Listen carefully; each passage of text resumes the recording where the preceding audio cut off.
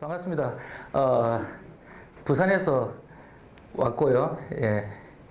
말씀 안 해도 아시겠죠? 부산에서 온 거, 그죠? 네.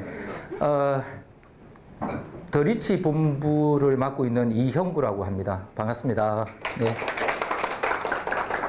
자, 간단하게 제 소개하면요. 뒤에서 보니까 아까 전에 와서 우리 총괄 대표님 강의하실 때 뒤에서 봤는데 굉장히 어려운 강의입니다. 이 강의가. 비자발적으로 모이신 분들이라. 여러분 조금만 좀 도와주세요. 저도 멀리서 왔으니까. 네. 제가 한번 열심히 한번 해보겠습니다. 2002년에 보험을 시작했습니다.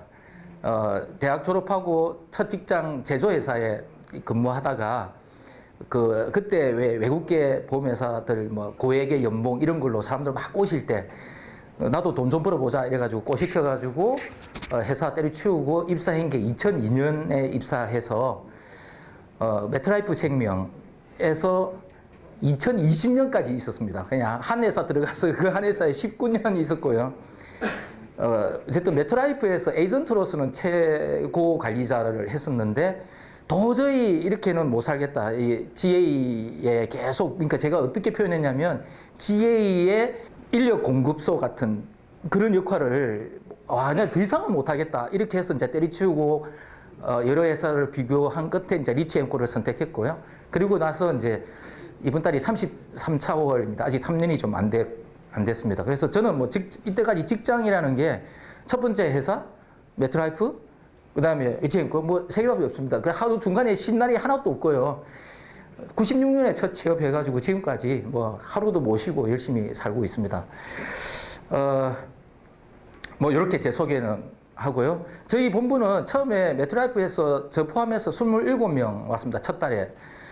저는 그 정도 메트라이프 있을 때 120명이었는데 제 조직이 30명을 목표로 했었고요. 같이 옮길 이렇게 목표를. 근데 27명이 왔고 저는 그 27명 해도 너무 감사하다. 그리고 일단 성공했다 이런 생각을 했어요. 그렇게 해서 시작해서 지금 현재 200명 되어 있습니다. 점포는 총 5군데의 점포가 나와 있고요. 현재 200명 제적. 그래서 지금 우리 리치앤코의 일총괄이 아주 오래된 우리 서울 1본부하고 매달 그 제적으로 1, 2위를 다투고요. 업적은 거기가 1등인데 업적은 곧 이제 한번 따라가 보도록 하겠습니다. 제가 맡은 게 요겁니다. RP 영업의 특징과 환경의 변화. 10번 강의 중에서 이제 저희 총괄 대표님이 오프닝 개념이고 제가 두 번째 강의라서 굉장히 좀 큰 틀에서 좀 설명을 드려야 될 것 같아서 굉장히 좀 쉽게 설명을 보험회사에 근무하지만 보험대리점이라는 회사에 근무하시지만 보험을 전혀 모르는 걸로 전제하고 이렇게 했기 때문에 좀 뻔한 소리 하냐 이렇게 듣지는 마시고 좀 쉽다 이렇게 생각하고 들으시면 좋겠고요.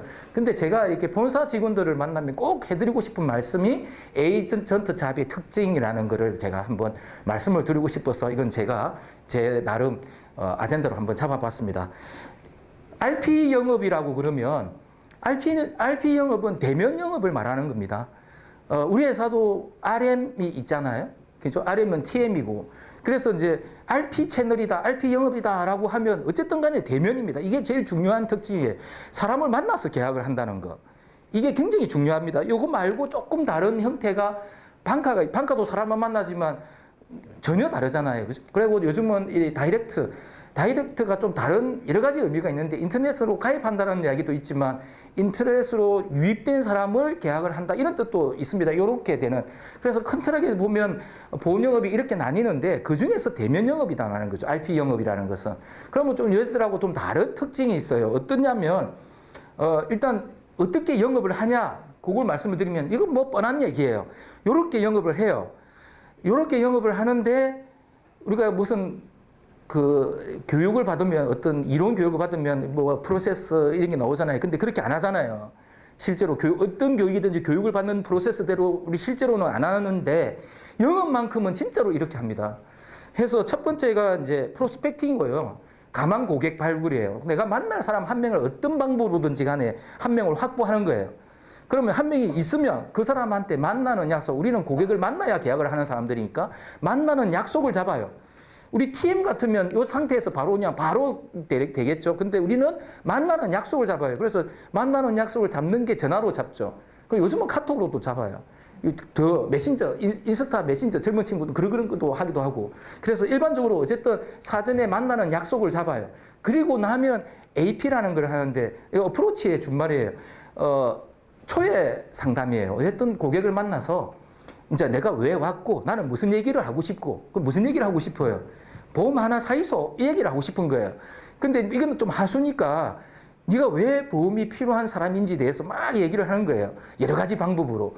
그래서 고객이 그래? 나 보험 한번 생각해 볼까? 이렇게 되면은 그 고객의 정보를 받는 거예요.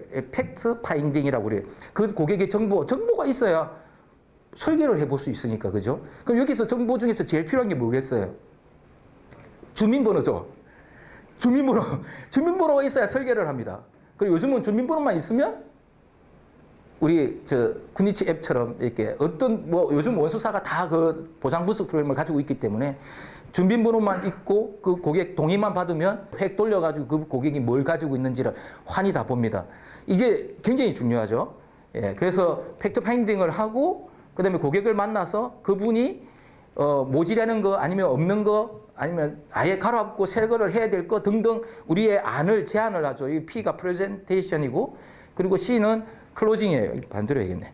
클로징이에요. 그러니까 이제 오늘 하세요 이렇게 얘기하는 거. 이게 프레젠테이션 앤 클로징 이렇게 해서 계약이 되면 보험 증권을 전달하고 팔러시 딜리버리 그리고 애프터 서비스 이게 원형으로 그려져 있는 이유가 있습니다.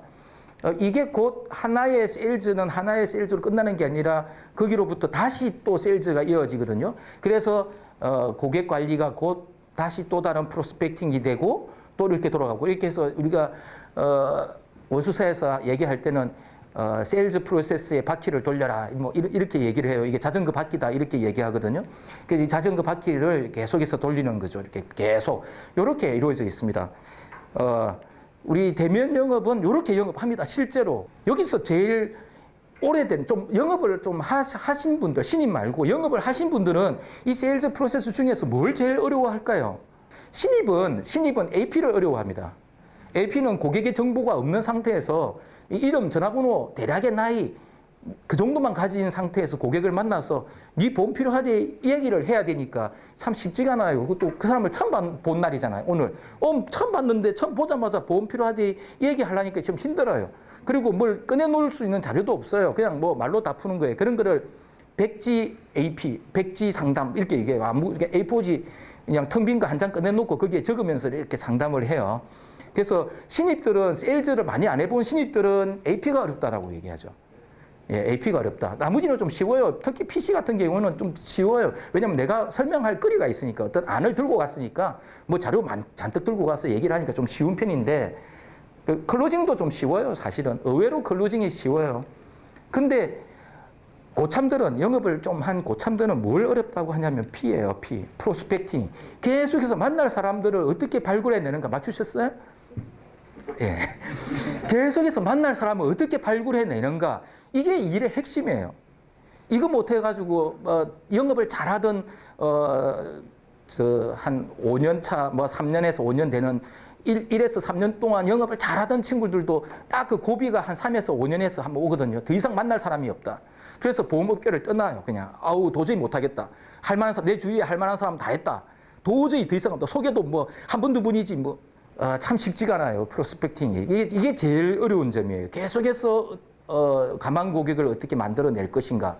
그래서 이렇게 되는 거예요. 이게 뭐죠? 그러면 요걸 해결해 주는 거. 이게 DB예요. 이게 DB예요. 그래서 특히 제가 리치앤코를 선택한 여러 가지 이유 중에서 상당히 큰 이유가 하나가 다양한 DB를 개발해서 공급해 준다는 것. 그게 제가 리치앤코를 선택한 여러 가지 이유 중에서 굉장히 큰 몫이었습니다. 큰 기둥, 제가 기둥이라고 표현하는데 큰 기둥 한 3개 중에서 제일 큰 기둥 정도 되는 거죠. 이 부분만 해결되면 우리 영업하는 에이전트, 우리 RP들은 자기만 부지런하면은 이 일을 영원히 할 수 있습니다. 아까 전에 세일즈 프로세스의 바퀴, 그 P로부터 시작되는데 P가 계속 채워지면 부지런한 사람이면 계속 돌릴 수 있거든요. 계속 돌리면 돈을 법니다. 그래서 우리 리치앤코가 경쟁력을 가지고 있는 거예요. 그래서 우리 대면에서 하다가 영업을 잘 하다가 TM으로 가시는 분도 있어요. TM으로. 대면 영업 잘하다. 대면하고 TM하고요. 커미션 차이 많이 나거든요. 자기도 다 알아요. 다 아는데도 불구하고 글로 가는 이유는 프로스펙팅 때문에 그래. 도저히 더 이상 만날 사람이 없고 회사에서 프로스펙팅을 주면 난 그거 가지고 전화로 막 할란다. 이런 분들이 많죠. 그래서 우리 회사에 여기서 강점이 나는 거예요. 프로스펙팅과 어떤 DB는 TA까지 이미 다 되어서 나오는 DB가 있습니다. 인포머셜 DB는 약속까지 잡혀 있죠. 물론 이제 펑크 날 가능성 때문에 우리가 한 번 더 확인을 합니다. 반드시 확인을 하는데 어쨌든 간에 TA까지 어느 정도 커버를 해주죠. 그래서 요게 되면은 나머지는 아까 말씀드렸다시피 좀 업력만 좀 쌓이면 AP나 이거는 뭐 사실은 일도 아니거든요. 이런 것들은. 그래서 충분히 이 세일즈 바퀴를 돌리고 거기서 성과를 만들어낼 수가 있습니다. 요 밑에는 요 부분을 도와주는 게 뭐냐. AP도 좀 일부 도와주긴 하는데 요쪽을 확 도와주는 게 군위치 3종 세트입니다. 군위치 3종. 우리 전산 개발되어 있는 아주 놀라운 프로그램이에요. 진짜로 놀라운 프로그램이에요. 저도 매트라이프가 저기 그 생보사 중에서도 보험회사 중에서도 그래도 조금 뭐 좀 선진, 좀 발달된 뭐 내부 문화나 세일즈 노하우를 가지고 있다 이렇게 자부하는 회사에서 우리 회사로 와가지고 우리 회사 전산을 딱 보고요. 제가 우리 직원들한테 그렇게 얘기했어요. GA를 왔는데 IT 회사로 온 것 같다. 전산이 너무 좋다. 아, 정말 전산 좋다. 그게 군위치 3종 나오기 전에 얘기예요. 보장 분석 프로그램만 있었을 때 그 얘기를 했는데 지금 군위치 3종 프로그램 가지고 굉장히 좋습니다. 이건 여기 전산 개발자 계시면 진짜 감사합니다. 네. 김재현 전무님께는 제가 감사하다고 말씀을 드렸습니다만, 예. 굉장히 좋은 제도예요. 이거 저희가 리크루팅 대상인 타 GA 분들 만나서 군위치 3종 세트 한번 시연 한번 해주면 정말 뭐 상투적인 표현이지만 턱이 툭 빠집니다. 너무 놀래가지고 너무 좋다 이렇게 얘기를 합니다. 그래서 실제로 딱 그거 한번 시연해주고 입사가 결정된 분도 있습니다. 타 GA에 근무하시는 분인데 그래서 우리 회사가 가지는 기둥 중에서 아까 전에 하나가 DB였다면 또 하나의 기둥은 이 전산이죠. 전산. 빠지는 것도 있습니다. 우리 회사 전산 중에서 이 칭찬에서 빠지는 게 GRP 군위치 플래너는 네, 좀 개선할 게 좀 있다. 예, 이 정도로 말씀드리고요. 저 군위치 플래너를 이렇게 유지 보수하시는 분이 좀 옆에 있으면은 계속 요거 이렇게 해서 좀 이렇게 안내를 드리면 굉장히 좀 빠르게 이렇게 수정이 될 수 있을 것 같은데 그게 좀 안타깝습니다. 부산에 있는 저로서는. 하여튼 우리 세일즈 프로세스는 실제로 이렇게 영업하고요. 우리 회사가 가지는 장점 중에 이 부분을 도와주는 거고 이 부분을 도와주는 겁니다. 이렇고요. RP 영업은 대면 채널의 영업은 크게 두 가지로 볼 수 있어요. 하나는 진짜 딱 판매, 세일즈고 하나는 그 세일즈를 하는 사람들의 이야기, 조직. 판매와 조직 딱 두 가지로 얘기할 수 있습니다. 그러면 판매, 조직인데요. 판매는 이래요. 우리를 둘러싸고 있는 환경은 네, 저는 PT를 키노트로 합니다. 근데 키노트로 매번 한 10년 이상 키노트로 PT를 하던 사람이 이제 PPT로 하니까 굉장히 좀 간단하게 만들었다. 네. 우리를 둘러싸고 있는 환경을 보면 경기 침체가 되고요. 인구는 좀 줄어들고 1인 가구는 늘고 수명은 증가하고 의료비는 급증하고 등등 이런 환경이 있어요. 이게 실제로 이게 판매에 영향을 미칩니다. 이게 판매가 달라졌어요. 보험 산업 고도화 이 얘기는 이게 보험 산업은 이제 거의 성장이 끝난 이 분야예요. 제가 첫 직장이 철강이에요. 철강 회사에 있었는데 철강도 제가 20 몇 년 전에 첫 직장에 취업했을 때 이미 산업이 고도화되어 있었어요. 산업이 고도화됐다는 말은 성장이 느리다는 말이고 거꾸로는 일정한 시장 사이즈가 항상 존재한다는 뜻이에요. 우리 그 핸드폰을 생각하면 핸드폰 없는 사람이 없잖아요. 그래도 매년 핸드폰이 팔립니다. 그 보험 산업은 이미 그 산업에 와 있다는 뜻이에요. 그러니까 이제 우리는 보험이 없는 사람을 만나서 보험이 매우 적거나 보험이 없는 사람을 만나서 세일즈하는 시장이 아니라 이미 가득 있는 사람을 만나는 시장이라는 그런 뜻이에요. 그래서 그렇게 보면 과거에 원수사 위주로 판매하던 니즈 환기 시장, 당신이 이런 게 필요합니다. 그래서 이렇게 해야 됩니다. 이게 왜 필요하면요, 이렇게 얘기하는 시장은 현재도 그렇게 영업을 합니다. 고액의 종신보험이라든지 고액의 연금보험이라든지 뭐 그런 거는 그렇게 세일즈를 합니다만, 그런 시장도 여전히 존재합니다만, 대부분의 시장은 리모델링 시장, 지금 내가 가지고 있는데 한 달에 뭐 한 150만 원 내는데 이게 제대로 내고 있는지, 합리적으로 내고 있는 게 맞는지 한번 검토를 하는 거나, 아니면 과거에 가지고 있어서 사이즈가 작아서 업셀링 하거나 새롭게 만들어진 특약을 가지고 가거나, 그러한 시장, 리모델링 시장이나 업셀링 시장이다라는 거죠. 이미 시장은 이렇게 바뀌었다는. 그래서 이제 나오는 게 더 이상 판매할 데가 없어요. 이런 느낌입니다. 이건 뭐 대치되는 개념이 아니라, 업셀링 시장에서 보니까 그동안 판매를 안 하고 있던 유병자, 판매 못하던 유병자를 막 개발해가지고 유병자 시장에 나가 있고, 그 다음에 고령자, 제가 메트라이프에 처음 입사했을 때 32살이었거든요. 그때 저희 어머니께서 이제 60대 후반이셨는데, 그때 이미 제가 메트라이프 생명에서 그 나이만 돼도 가입할 상품이 하나도 없었어요.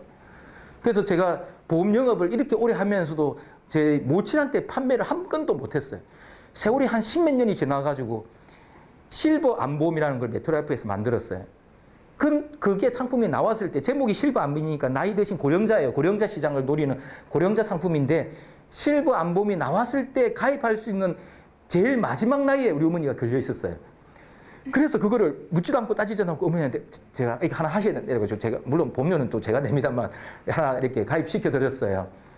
지금은요, 종신보험을 제가 본 가장 많은 나이가 76세까지 가입되는 상품을 봤어요. 실제로 판매를 했습니다. 예, 가입 금액 1,000만 원. 뭘로 판매했겠습니까? 상조보다 더 낫다 이렇게 해가지고 상조보험으로 1,000만 원. 근데 그 상품은 또 기납입 보험료 더하기 사망보험금을 주는 상품입니다. 사망하면 내가 낸 보험료에다가 사망보험까지 보태서 주는 겁니다. 내가 이때까지 낸 보험료가 500만이다 그러면 1,500만 원을 받는. 그래도 언제 돌아가셔도 내가 낸 보험료에다가 사망보험까지 받는 기납입 플러스 상품. 그러니까 그 유병자 시장, 고령자 시장 이렇게 가는 거예요. 이제 틈새 시장으로 가고, 또 하나 새롭게 개발이 된 게 지금 굉장히 뜨거운데요. 이거 정말로 지금 이게 우리 회사도 전사적으로 이 상품을 판매를 하기 위해서 뭔가 노력을 좀 해야 될 것 같은데, 저해지 종신 시장입니다. 지금 저해지 종신 보험 시장이 크게 열려 있습니다. 아주 크게 열려서 시장에서 엄청나게 판매가 되고 있거든요. 그래서 저해지 종신이 새롭게 등장한 거고, 그다음에 법인 영업 시장은 별도로 이렇게 또 좀 존재하고, 이렇게 이게 대면 영업을 넘어서 우리 보험 영업은 지금 현재 좀 이런 상황이다라는 거고, 조직은 아까 거기 똑같은 거에다가 요게 두 가지가 더 붙었어요. 그 전체 인당 생산성이 점점점 떨어지고 있습니다. 그다음에 정착률도 점점점 떨어지고 있어요. 그 왜 그러냐? 왜 그러냐면 저 보험 영업으로 들어오는 사람들, 그러면 이게 리크루팅이잖아요. 리크루팅 시장이라고 표현했을 때 이 리크루팅 시장의 퀄리티가 매우 떨어져 있습니다. 많이 떨어져 있어요. 지금은. 아주 좋은 사람들이 보험 영업을 하겠다라고 요즘은 많이 안 온다 이 말이죠. 그래서 제가 전에 몸담았던 그 메트라이프도 맨 처음에는 제가 입사할 때만 해도 대졸에 뭐 중견기업 이상 5년 근무, 결혼까지 해야 되고 뭐 이런 조건이 있었어요. 거기서 한 가지씩 허물어졌어요. 그래서 뭐 대졸만 돼도 된다, 뭐 거기다 뭐 어쩌고 저쩌고 하다가 지금은 고졸 다 되고, 뭐 실제로 그래요.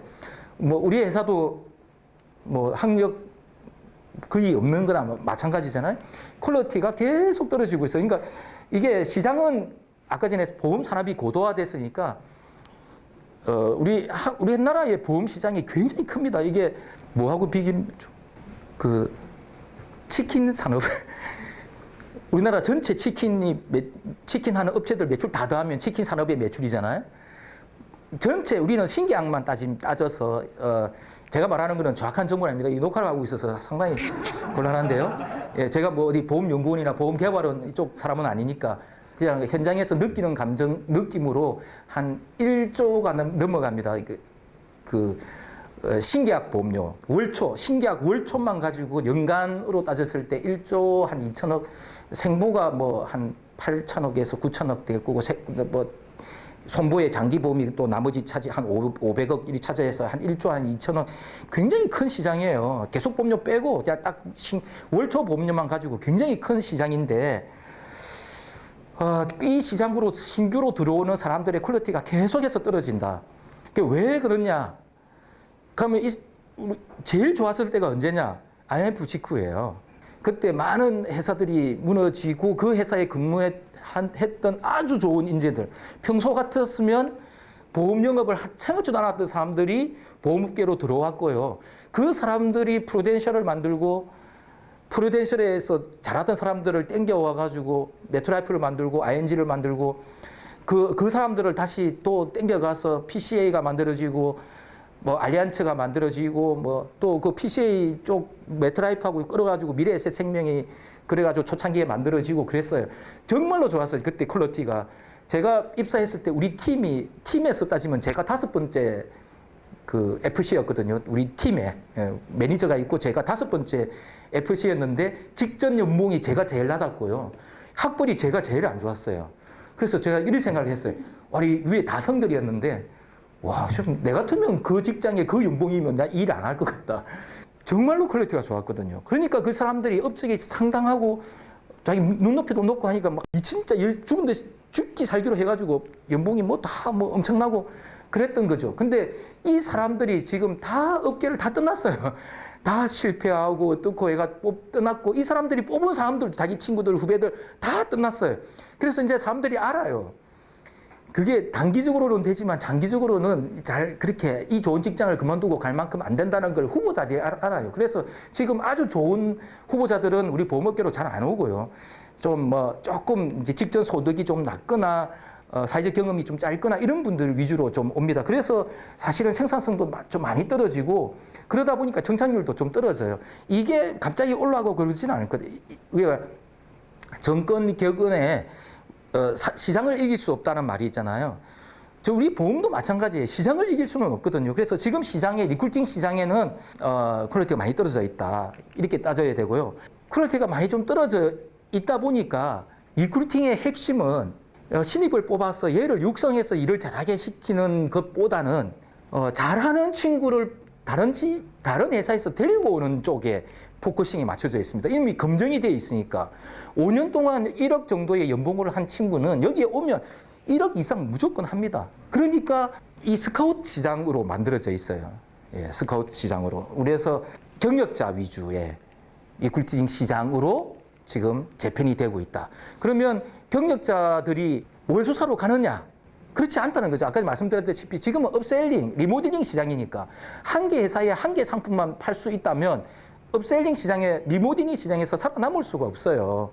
그렇기 때문에 원수사에서 전체적인 흐름은 지혜로 이렇게 옮기는 형태, 그리고 전체적인 시장에서는 신입보다는 경력이 리크루팅이 되는 시장, 이렇게 되니까 압도적으로 시장에서 리크루팅 시장에서는 GA화 돼가고 있습니다. 신입 제가 있었던 메트라이프뿐만 아니라 지금 현재 월수사들은 지점 단위, 독립된 점포를 가지고 있는 지점 단위로 정말 한 해에 5명 뽑았다 이런 얘기도 제가 들어봤거든요. 한 해에 1명, 2명 이렇게 뽑는 데들도 있어요. 리크루팅 자체가 안 된다라고 봐야 됩니다. 그래서 지금은 대부분 GA 위주의 경력자 시장인데 그러면 각 GA들은 어떤 걸로 경력자들을 우리 회사로 데리고 오느냐. 제가 참 놀란 거는요. 다 한 가지씩 재주는 있어요. GA들을 만나보면 다 재주가 있어요. 정말로 무시하는 진짜 흐뭇해 보이는 GA라도 자기들이 살아가는 그 방식은 있어요. 그게 깜짝 놀랄 정도예요. 저는 우리 리치앤코에 가진 장점을 보고 리치앤코로 왔는데 어떤 사람은 다른 걸 보고 다른 GA를 가요. 그 사람한테 우리 회사가 가진 장점을 아무리 얘기해도 안 와요. 그래서 다 살아남는 방법은 있더라. 이게 이래요. 뭘로 살아남느냐. 제가 이때까지 만나서 가지고 있는 장점들이에요. GA가 가지고 있는 장점들. 첫 번째라고 얘가 제일 중요하다는 얘기는 아닙니다. 그냥 제일 먼저 생각이 났을 뿐이에요. 수당이에요. 수수료. 어떤 GA는 수수료에 장점이 있어요. 그래서 엄청나게 줍니다. 그래서 사람을 뽑아요. 그래서 한 번 그 맛을 본 사람은 다른 GA로 가기 힘들어요. 다른 어떤 데로. 특히 우리 회사 같은 회사. 특히 특히 우리 회사 같은 직영체제고 또 상위 관리자들이 좀 있고 이런 데는 이 수수료의 강점이 있는 회사에 지혜에 근무하다가 우리 쪽으로는 결정한 경우를 거의 본 적 없습니다. 제가 생보사에만 19년 있다가 만으로 19년 있다가 와서 지혜를 처음 딱 차려가지고 그러니까 제가 있던 그 메트라이프에 저를 좋아하시는 뭐 싫어하는 사람도 많지만 저를 좋아하는 사람들이 아이고 저 이제 늙어가지고 이제 하는데 이래가지고 저를 몇 명 소개를 시켜준 거예요. 지혜에 근무하는 사람들을. 그래서 그 사람들을 만나가지고 제가 완전히 멘붕됐거든요. 와, 내가 회사를 잘못 선택한 게 아닐까? 한 달, 두 달 만에. 그때 아직 제 점포도 없을 때입니다. 점포도 없을 때. 딱 뭐라고 하냐면 저 딱 만나니까 거기는 요일을 어떻게 줘요? 모르겠는데요. 저는 잘 모르겠는데요. 알기는 알았어요. 계산을 해보니까 대충 우리가 전체가 얼마다는 걸 저한테 알려주진 않지만 그래도 업계에서 돌아다니는 얘기가 있고 계산기를 눌러보니까 대충 이 정도 될 것 같아요. 택도 없는 수준이라서 그 사람들 만나고 완전히 멘붕이 돼가지고 근데 거기에 반응하는 사람들, 그 장점에 움직이는 사람들이 있고 다른 거에 움직이는 사람들이 있어요. 지금은 여기보다는 다른 거에 움직이는 사람들이 더 많아졌습니다. 이렇게 우리 FC들이 이제 당장의 수수료가 중요하지 않다라는 인식을 하기 시작했거든요. 그 다음에 지원금이에요. 지원금을 많이 주는 회사예요. 지원금을 정말로 많이 줍니다. 깜짝 놀랍니다. 그분 만나면은 뭐 또 멘붕 됩니다. 또 저는 얼마 준다는데요. 이렇게 얘기하면 뭐 깜짝 놀래요. 그런 데 있어요. 이 부분을 보고 있잖아요. 저도 원수사에 19년 근무할 때 이 얘기 정말 많이 하게 되는데 어두웠다라는 얘기입니다. 세상 물정에 어두웠다는 표현을 그렇게 하는 거예요. 지원금 받고 움직이는 너가 돈의 노예가 돼가지고 그래 5천만 원 받고 가봐라. 그래서 니 그 5천만 원 다 갚을 때까지 어디 가지도 못하고 그게 노예지. 그게 말하면서 막 그렇게 방어 작업을 했는데 나와 보니까 그렇지가 않아요. 그렇지가 않아요. 그래서 계속 우리 총괄 대표님한테 우리 지원금을 좀 늘려야 됩니다.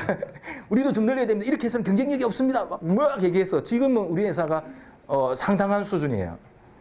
절대로 적다라고 표현할 수도 없고 조금 많은 축에 속합니다.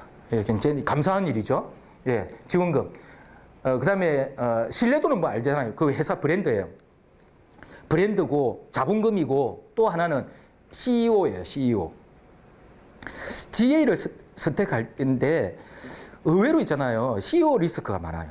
그러니까 원수사인 경우에는 내 보스가 또라이면 그 또라이보다 더 위에 보스도 있고요. 옆 보스도 있어요. 그래서 뭔가 이렇게 해결이 납니다. 최종적으로는 사장님도 있고 뭔가 이렇게 해결 방안이 있는데 내가 지혜를 갔는데 지사장, 내 위에 보스 지사장이 또라이거나 아니면 그 회사 GA 대표가 또라이면 이건 방법이 없어요. 회사를 옮겨야 돼요. 그래서 의외로 CEO 리스크를 얘기하는 분들이 많아요. 특히 좀 작은 데는 저도 그렇게 생각을 했었고요. 그래서 또 GA가 망하는 데도 많고 실제로 그래서 수당을 지금 못하고 망하고 뭐 이런 회사들이 참 많습니다. 저희도 그죠? 힘든 시기를 거쳤어요. 그런 걸 다 극복하고 우리 회사가 좋은 회사가 됐어요. 예, 신뢰도. 비즈니스 모델이 있는데요. 비즈니스 모델. 이게 중요해요. 비즈니스 모델이라는 걸 뭘 말씀을 드리냐면 일반적인 신입을 뽑아서 하는 비즈니스는 아까 세일즈 프로세스 말씀드렸잖아요. 신입을 뽑아서 첫 번째 프로스펙팅이 뭐예요? 신입을 뽑았는데 내 영업 이제 처음 하는데 탁 입사를 했어요. 보험회사에 영업을 할 거예요. 그럼 첫 번째 프로스펙팅이 뭐예요? 지인이잖아요. 지인. 그러면 지인으로부터 시작해서 이 세일즈 프로세스 바퀴를 돌려서 그 다음은 뭘까요? 소개를 받는 거잖아. 그 사람으로부터 소개를 받는. 이게 기본적으로 원수사의 비즈니스 모델입니다. 원수사는 몽땅 다 이렇게 영업을 해요. 다 신입을 뽑아서 지인으로부터 시작해서 그 사람으로부터 소개를 받아서 이렇게 쭉 돌리는 이 비즈니스를 합니다. 몽땅 다. 근데 그렇게 하지 않는 회사들이 GA 중에 나오기 시작했어요. GA 중에서도 그렇게만 하는 회사들이 대부분입니다. 근데 그렇게 안 하는 회사들이 있죠. 대표적으로 우리 회사, 아까 전에 프로스펙팅과 TA를 도와준다고 했잖아요. 열심히 회사가 DB를 만들어서 이 부분을 해결해 주는 거예요. DB 영업을 할 수 있도록 비즈니스 모델을 우리한테 주는 거예요. 또 하나 대표적인 회사가 있어요. 뭐 여러 개가 있습니다만 피플라이프잖아요. 피플라이프는 법인 영업이라는 비즈니스 모델을 만들어 놓고 그거를 끊임없이 프로스펙팅을 만들어 줌으로써 법인 영업을 하도록 만들어줘요. 이런 거를 말하는 거예요. 어떤 형태든지 간에 자기만의 비즈니스 모델을 가지고 있으면 사람들이 몰립니다. 대표적인 회사, 당연히 피플라이프고 리치앤코고 그렇습니다만 진짜 대표적인 회사 키움 에셋플래너. 예, 보험 방송이 있었고 제가 한 달은 한번 살려봤어요. 이게 1번 우리 IPTV 1번 000부터 해서 1번, 2번, 3번 넘겨가면서 보험 방송을 도대체 몇 개를 하냐. 그 메모가 아직도 제 핸폰에 있습니다. 메모. 제가 발견한 거는 11개까지 발견했어요. 키움 에셋에서 하는 게. 보험 방송을 11개까지도 돌렸어요. 그러니까 만들어지는 엄청난 TV가 있고 굉장히 고품질의 TV거든요. 그거를 공급을 해서 키움 에셋 플래너가 엄청나게 성장했죠. 그런 거를 말하는 거예요. 그럼 요거를 보고 사람들이 가요. 대표적으로 키움 에셋 비율을 들자면 키움 에셋은 커미션이 우리보다도 적고 3년 분급인데 우리는 1년 선지급이고 근데도 총량이 우리보다도 적어요. 지원금이 단 한 푼도 없어요. 지원금이. 영업 지원도 없고 작은 회사, 우리 키움 정권그룹이니까 그래도 신뢰도는 좀 있다고 보고 그러면 오로지 비즈니스 모델 하나만 가지고도 회사가 굉장히 성장했었다가 이제 망했죠. 예. 하여튼 비즈니스 모델. 영업 지원이라는 건 뭐라냐면 약간 통칭해서 말씀드리는 건데 예를 들면 우리 회사로 치면 영업 지원이 전산이에요. 군지치 3종 세트와 이런 것들을 말하는 거예요. 그러면 나머지 회사는 전산이 우리처럼 발달된 회사가 아니면 다른 회사는 뭐냐면 교육 자료. 이건 우리 회사도 있잖아요. 우리 그 보험 막 연구해가지고 이렇게 막 엄청난 자료를 보내주시잖아요. 그 가치가 굉장히 높거든요. 그래서 뭐 매달 노는 리치 가이드북, 그 다음에 뭐 등등 뭐 이런 것들을 말하는 거고요.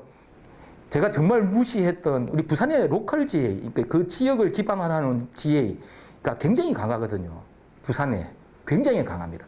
그래서 영진에셋, 사랑모아, 그 다음에 뭐 스카이블루 이런 데들이 대표적인 부산 로컬 GA들인데 굉장히 성장해서 지금 서울에도 진출하고 뭐 굉장합니다. 이게 영진에셋 같은 경우는 월초를 한 10억 이렇게 해요. 그래서 업계도 10위권 안에 들어갑니다. 부산 지역 로컬이었는데 굉장히 성장. 그런 데는 도대체 전산도 없고요. 그런 교육 자료도 없어요. 우리 보험 분석 한 것도 없고 우리 회사가 들고 있는 자체 보장 분석 플랜 당연히 없죠. 그런 걸 할 수가 없죠. 그러면 얘들은 영업 지원이 뭐냐니까 제가 깜짝 놀란 게 있어요. 어쨌든 간에 각자가 살아남는 방법은 다 있는 거라. 어떤 영업 지원이 있냐면 얘는 인력으로 해결해 버려요. 인력으로. 그래서 점포 단위당 뭐 교육 매니저, 뭐 교육실장, 뭐 아니면 뭐 센터장 이런 사람들이 점포 단위로 다 있어. 그럼 이런 사람들이 다 지원해 주는 거지. 지원을. 우리는 전산으로 해결을 하려고 하는 거를 그냥 도와주는 거예요. 그래서 내가 뭘 설계를 하면 좋을까요? 하면 그 사람이 설명해 주는 거야. 그래서 설계 좀 부탁해요 하면 그 친구가 설계를 해줘. 그리고 내가 좀 자신이 없는데 동반도 같이 나가. 그 다음에 총무도 있어요. 총무. 여기 우리 인사팀이 있으시니까 총무 담당하시잖아요. 맞죠? 우리 회사의 총무의 업무 영역이 매우 좁습니다. 딱 할 것만 해요. 근데 부산 지역 로컬 같은 경우에 총무가 하는 역할이 굉장히 넓어요. 굉장히. 그래서 부산 지역 로컬이 있다고 우리 회사에 저희 본부에 있다고 와서 딱 앉으면 딱 그래. 총무가 하는 게 뭐냐. 예, 이 부분은 우리가 좀 개선이 돼야 되는 부분이에요. 사실은 그런 부분에서 야, 이 친구들도 이런 방법으로 살아가는구나. 그 다음에 VIP 마케팅. 조금 이런 것들을 행사를 아주 많이 해요. 그래서 그것 때문에 그 지혜를 간다는 사람도 만나봤어요. 제가 후보자를 딱 만나니까 그 후보자가 이렇게 얘기해요. 혹시 골프 행사는 얼마나 자주 해요? 이렇게 딱 물어보는 거예요. 아, 이게 땀이 쫙 나고, 예.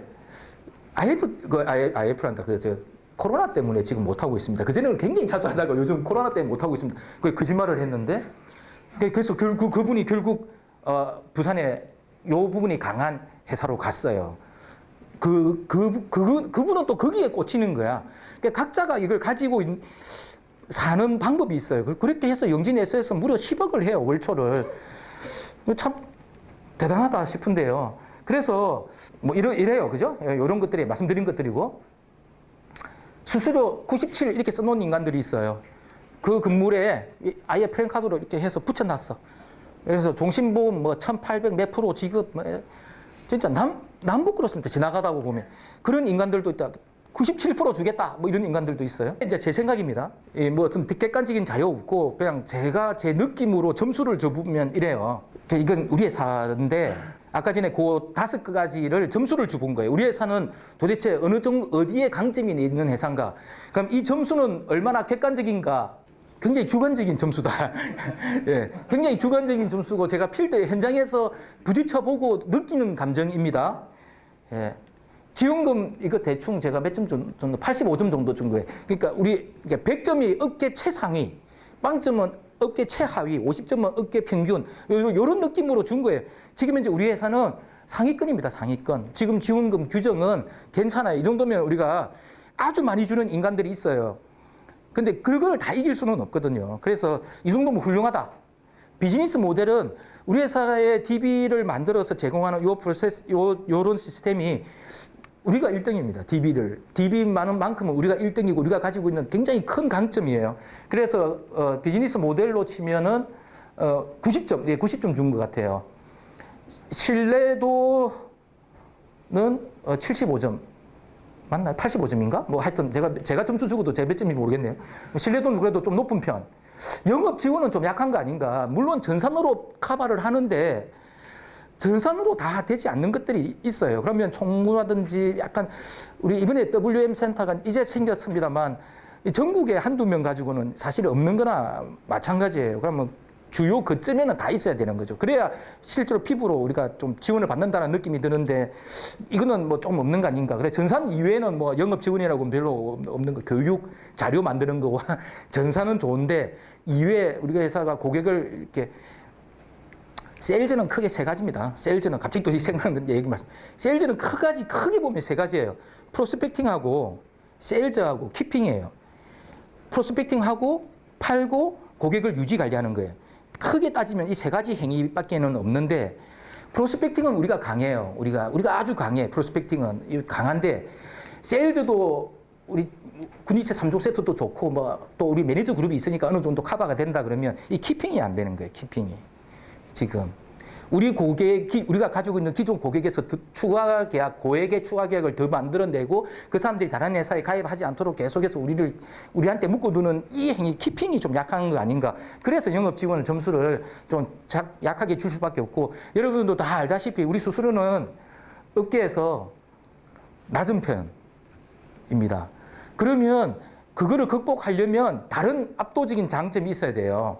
그래서 이게 우리의 장점인데 비즈니스 모델, DB 이런 거는 지원금 이런 건 장점인데 하나가 좀 너무 좀 빠지기 때문에 당연하다라는 이런 느낌이 좀 들어서 이게 좀 극복이 되면 참 좋은데 그죠? 이렇게 많은 우리 스태프분들도 계시고 하기 때문에 네. 요건 뭐냐면요. 망고에 제 생각으로 다른 회사를 점수를 줘본 거예요. 조금 대표적인 회사들을 한번 정해봤어요. WSET, 수수료 많이 주는 회사예요. 다른 뭐 아무것도 없습니다. 수수료를 많이 주는 회사예요. WSET. 수수료는 100점, 영업 지원 빵점, 지원금 빵점, 비즈니스 모델도 빵점, 신뢰도는 그래도 업계 평균 뭐 그렇다고 그 회사 당장 망하는 전국 지회이니까 당장 망하거나 아니면 그 회사의 상위 관리자가 뭐 또라이가 많다든 이거는 아닐 것 같다 이런 느낌에서 막 이 정도. 근데 이게 과연 이렇게 이 정도의 그 모양으로서 조직을 어디까지 키워나가고 업적을 어디까지 키워나갈 수 있을까, 성장을 어떻게 할까는 사실은 물음표입니다. 우리 회사가 이렇다면 얘는 대표적으로 이렇다는 말입니다. 요런 회사들이 뭐 프라임 에셋, 글로벌 금융, 그다음에 인카의 일부 조직 뭐 등등 이래요. 요런 데들이 이렇고요. 영진 에셋이 지역 로컬입니다. 지역 로컬의 대표로 내가 한번 올려본 거예요. 그러면 수수료는 사실 우리보다 더 낮아요. 그래서 영진 에셋 가는 사람 보면 참 신기하다 싶은데 지원금은 우리보다 다소 많아요. 예. 그 다음에 비즈니스 모델은 없고요. 영업 지원은 높아요. 높은 점수를 줄 수밖에 없습니다. 골프 행사라든지 그다음에 인력 지원, 그 점포마다 그런 형태의 설계 매니저나 교육실장, 교육 매니저, 무슨 WM 센터장 뭐 이렇게 불리는 이런 인간들이 있어요. 그래서 이 사람들이 실질적으로 지원을 해줍니다. 그리고 총무의 업무 영역이 매우 넓어서 어떤 느낌으로는 정말 뭐 그냥 이렇게 비서 같은 느낌으로 이렇게 지원을 해주니까 내 수금 관리까지 좀 도와준다. 이런 얘기. 우리는 자동차를 우리 전산으로 이렇게 하는데, 그는 자동차는 전적으로 총무의 업무입니다. 자동차 보험. 그럼 총무한테 자동차 번호만, 기초 정보만 주면 설계까지 해가지고 청약서까지 다 발급해서 수납까지 딱. 이런 것들이 좀 차이가 난다. 이런 얘기고요. 이거는 또 대표적으로 하나금융서비스.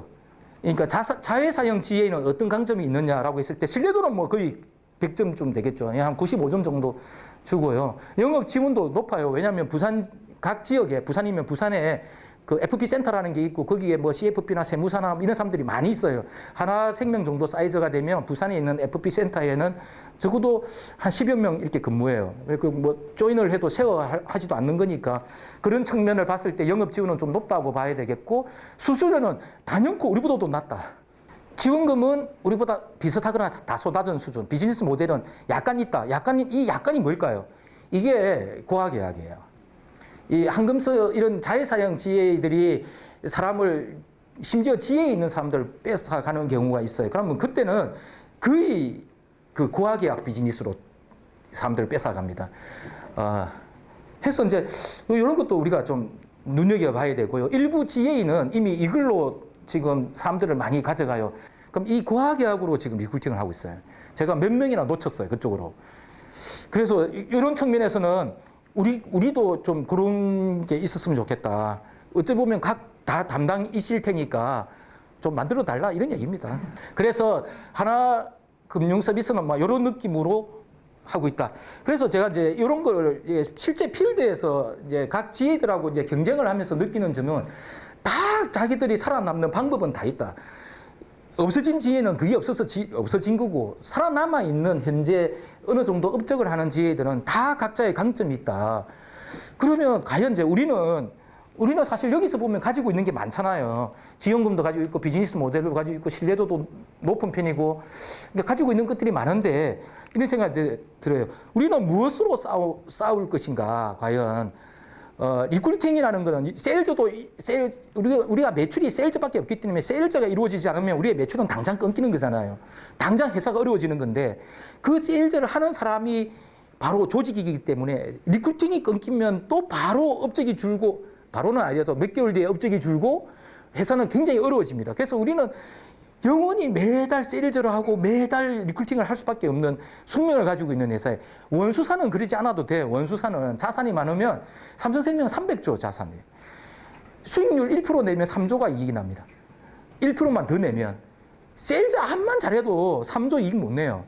그러니까 삼성생명 사이즈만 돼도 이미 진짜 금융회사로 투자를 잘하고 자산을 운용 잘하는 게 중요해요. 하나생명도 100조가 넘어갑니다. 100조가 넘어갔어요, 이미. 그럼 우리는 자산이 없는 회사잖아요. 우리는 오로지 세일즈만 있어요. 그러면 세일즈를 해서 커미션을 받아야만 이번 달이 넘어가고, 그 세일즈를 하는 사람들을 계속 뽑아야만 그 세일즈가 유지되거나 늘어납니다. 그래서 우리는 이런 고민을 해요. 우리 필드에서는 이런 고민을 해요. 진짜 한 번씩 영업 지원 이게 강한 회사를 만나서 우리가 다 깨지면 굉장히 속이 상한 거예요. 실제 현장에 있는 우리는 굉장히 아파요. 그 한 번 그렇게 그 후보자를, 내 손에 들어온 후보자를 놓치면 굉장히 아파요. 그래서 과연 우리는 이미 가지고 있는 장점도 많은데, 과연 무엇으로 이 경쟁이 굉장히 치열한 지혜에서 살아남을까, 그런 고민을 우리 필드에 있는 저도 하지만 실무를 담당하시는 여러분들도 그 고민을 좀 같이 이렇게 해 주시면 좋겠다, 이렇게 생각이 들고요. 정말로 이 실제 현장은 정말 치열합니다. 진짜 총성 없는 전쟁이에요. 진짜 뺏고 뺏기는 그런 건데, 우리가 매출은 정해져 있기 때문에 그 매출에서 쓸 수 있는 자원은 한정적이잖아요. 그러면 우리는 이 자원을, 한정적인 자원을 어떻게 쓸고, 그리고 어떻게 그 효율적으로 배분할 것인가가 굉장히 중요합니다. 돈을 무한정 늘릴 수는 없으니까, 예를 들면 1억을 쓴다면 그 1억을 어떻게 효율적으로 쓸 것인가, 그 고민을 좀 해야 되고, 아이고, 큰일 났네. 에이전트 잡의 특징. 에이전트 잡은 딱 이 한마디로 얘기했습니다. 인플로이는 급여 생활자고, 우리는 그 업적을 해서 수당을 받는 사람이에요. 그러면 업적을 해서 수당을 받는 사람의 불변의 진리, 바이블입니다. 어떤 정책을 만들 때 가장 중요한 1원칙은 얘예요. C 꼴 C. 햄만큼 받는다는 거죠. 공원만큼 가져간다는 거죠. 공헌한 만큼 가져간다. 뭔가 제도를 만들 때 어떻게 할까, 자원을 어떻게 배분할까라는 고민이 드시면 첫 번째 원칙은 이거예요. 공헌한 사람한테 배정해야 되는 거예요. 그럼 여기서 뭐가 나오냐면 자부심이 나오는 거죠. 열심히 일해가지고 내가 한 달에 1,000만 원, 2,000만 원, 3,000만 원을 받는다. 이게 에이전트 자업의 매력이고 그게 자부심이에요. 근데 한 가지 그 동전의 반대면 자부심, 돈 많이 벌어서 자부심이 있는 반면에 다른 반면은 뭐냐면 매달 업적을 해야 돼요. 한 달 마감하고 나면 0이에요. 1년 마감하고 나면 작년 업적 없어. 올해 업적이 필요한 거예요. 0에서부터 시작합니다. 거기서 오는 업적 스트레스. 이번 달, 다음 달 생활비 나갈 돈은 딱 정해져 있어요. 한 달에 뭐 500만 원을 쓴다. 그러면 최소한 이번 달에 600만 원, 700만 원을 벌어야 뭐 이거 수입 안정기금하고 이것저것 제하고 내가 소득을 500을 벌어서 겨우 생활비를 맞춰요. 못 맞추면 그 달에 그만큼 마이너스 나요. 그 업적에서 오는 스트레스는 굉장히 강해요. 그 다음에 고객에서 오는 스트레스는 고객의 거절. 아까 전에 저희 총괄 대표님 4만 건을 하기 위해서 13만 건이 진짜로 그렇습니다. 그리고 거절을 행복한 사람은 없어요. 거절이 굉장히 아픕니다. 뭐 거절을 고객의 칭찬이라 생각해라. 뭐 두 번째 초대장이라고 생각해라. 다 구랍니다. 다 구라. 고객이 거절하면 아파요. 매우 아파요. 고객이 얌전하게 죄송한데 생각해보고 다음에 할게요. 이렇게 하는 고객도 있지만 시니컬하게 하는 고객도 있거든요. 예, 대소, 이러면 차프라 뭐 이런 사람도 있기 때문에 그게 거절이 힘들어요. 거기서 오는 거. 그다음에 신분이 뭡니까? 우리 신분은 불안정하잖아요. 특고, 특별고용직, 사회보험 없고, 퇴직금 없고, 복리후생 없고, 여러분들 대비해서 굉장히 안 좋은 것들이 많아요. 거기서 오는 게 뭐다? 불안감이 오는 거예요. 불안감. 아까 전에 업적을 많이 해서 돈을 많이 벌 수 있다는 거는 우리 자업이 가지는 자부심이고, 그 반면에 그 신분과 업적에서 오는 스트레스, 고객으로부터 오는 거절, 그 다음에 내 신분의 불안정감에서 오는 불안감이 공존하는 자업을 하고 있어요. 그래서 이게 여러분들하고 굉장히 다른 형태라, 그럼 이 불안감을 안정감으로 바꿔주면 우리 회사에 오랫동안 잡아둘 수 있는 거예요. 에이전트들을. 그러면 어떻게 이거를 안정감을 잡냐면 소속감으로 만들어줘야 돼요. 소속감. 내가 있는 회사의 소속감이 그러한 불안감을 상당히 낮춰서 리첸코의 RP다, 리첸코의 지점장이다, 리첸코의 본부장이다라는 생각이 안정감을 갖도록, 불안감을 상쇄해서 안정감을 갖도록 만들어줘야 우리 회사에서 오래 근무할 수 있어요. 그것은 저도 가지고 있는 거예요. 저도. 그러니까 우리 본부의 소속이라는 걸, 소속감을 느끼게 하려고 굉장히 노력을 많이 합니다. 소속감을. 그래서 우리 본부에는 출근을 하고 사무실에 있으니까 사무실 환경을 예쁘게 하거나 제가 아주 살갑게 이렇게 해주는 이런 걸로 좀 할 수 있는데 회사는 어떻게 느낄 수 있을까요? 회사는 이거 회사를 언제 경험을 하는, 회사의 소속감을 느끼고 싶은데 회사를 언제 느낄까요? 회사를 영업 잘하는 친구들은 RCAC 가고요, 막 어디 가서 시상 받고 막 우리 이음에 나오고 막 그럼으로써 회사를 느낄 수가 있는데 중하위자는 회사를 언제 느껴요? 회사를 느낄 수가 없어요. 소속감을 느끼고 싶어도 그게 없어요. 없어. 완전히 비어 있는 거예요. 아직 초상위권 말고는 몽땅 다 회사의 소속감을 느낄 수가 없어요. 그리고 느낄 때도 그 태도가 중요하다. 회사가 나는 우리 리첸코 소속이라서 나는 좀 행복하고 안정감을 느낀다라고 하려면 그때 그 대응해주는 사람의 태도가 중요한 거예요. 근데 언제 느끼냐? 대부분의 RP들은 클레임할 때 느낍니다. 본사로 뭔가 항의 전화를 할 때, 항의 전화를 할 때서야 본사를 느낄 수가 있어요. 본사하고 접점이 그때 있어요. 그래서 그때 여러분들의 태도가 굉장히 중요해요. 그래서 내가 뭘 큰 계약을 했어요. 그래서 신계약 담당하는 여러분들한테 전화를 해서 저 이만한 계약을 했어요. 이런 일은 없잖아요. 어떤 지점장이 내가 리크루팅을 5명을 했어요.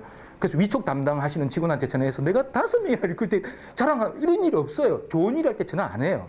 그죠? 회사에 규정이 있는데 규정의 해석 때문에 내가 좀 힘들거나 뭔가 어려움이 있을 때 클레임하러 전화하는 거예요. 그래서 필드에서 전화 오면 다 클레임이에요. 대부분은. 그때 여러분들의 태도가 소속감을 느끼게 하고 그로 안정감을 느끼게 합니다. 그래서 여러분들의 태도가 중요해요. 이게 시니컬한 전화가 오는데 그때 여러분들이 어떻게 대응하느냐가 우리 에이전트들이 회사를 느끼게 하는 거라는 거죠. 그거를 돈으로 느끼게 하려면요, RCAC 정도 돼야 돼요. 그 정도가 돼야 돼. RCAC 뭐 400 몇십만 원 주고 가는 건데 그 정도 느낄 수 있는 거를 여러분 전화 한 통으로 느끼게 해줄 수가 있습니다. 전화 한 통으로. 상대방을 그 필드를 이해해 주려고 하는 그리고 네가 지금 그렇게 좀 어려움이 있었네라고 이해를 해주려고 하는 그 전화 응대의 태도로부터 소속감을 느낄 수가 있습니다. 그래서 그게 굉장히 중요하다. 회사의 태도를 경험하게 해야 되고 그때 그 좋은 태도, 따뜻한 태도를 경험하게 해야 되는데 좋은 사례. 자, 명절 선물 나올 때 업적에 관계없이 하나씩 주니까 참 고맙더라고요. 그때 느끼게 할 수 있어요. 근데 그때 레터를 하나 더 붙이면 더 좋을 것 같아요. 굿니치 쇼 할 때 이번에 아주 회사 소속감을 느낄 수가 있죠. 우리 회사 광고 나올 때 회사 광고 나올 때 일어서서 이렇게 경례하잖아요. 와, 너무 행복해요. 우리 아들이 고등학교 2학년인데 방에서 공부하고 있는 아들 불러가지고 야! 아빠 회사 광고한다. 와서 구경해라 하면서. DB가 좋은 DB가 나와서 성공할 때 정말 회사 소속감 느껴. 나 좋은 회사 잘 왔다. 이렇게 느낄 수가 있어요. 이거 하나 더 있는데, 요 밑에. 여기 있네. CEO. 우리 여러분은 보스니까 그렇지 않을 저는 직접 보스는 우리 총괄 대표님이시잖아요. 우리 사장님 이미 좋잖아요. 좋잖아요. 그래서 사장님 오실 줄 알고 하나 넣어놔봤습니다. 네. 그럼 안 좋은 거, 안 좋았던 거. 이건 돈을 쓰고 안 좋은 거라 정말 최악의 경우다 있는 얘기예요. 돈을 안 썼으면 안 좋으면 본전인데 돈을 쓰고도 안 좋다. RCAC 이번에 네. 시상식을 해야 돼. 시상식. RCAC 시상식을 1년을 하고 하는 이거는 좀 더 높은 분들한테 얘기해야 돼. RCAC 시상식. 수입 안정기금. 우리 수수료 쪽에 이거 좀 어떻게 좀.